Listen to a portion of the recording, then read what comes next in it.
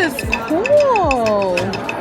Oh yeah. Now, what is this going to be at the end? It's going to be a ball of yarn that I can actually knit from, as opposed to. Wow.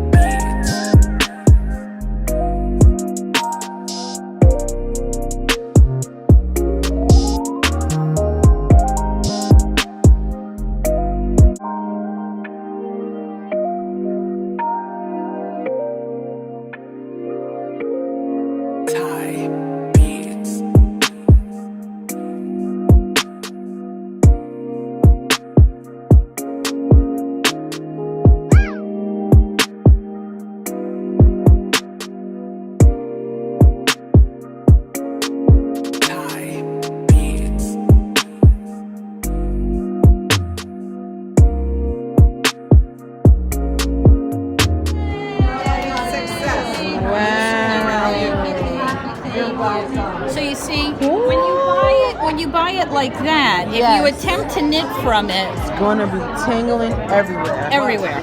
But if you wind it, you can either pull from the center or you can pull from the outside. Okay. Go to a different floor.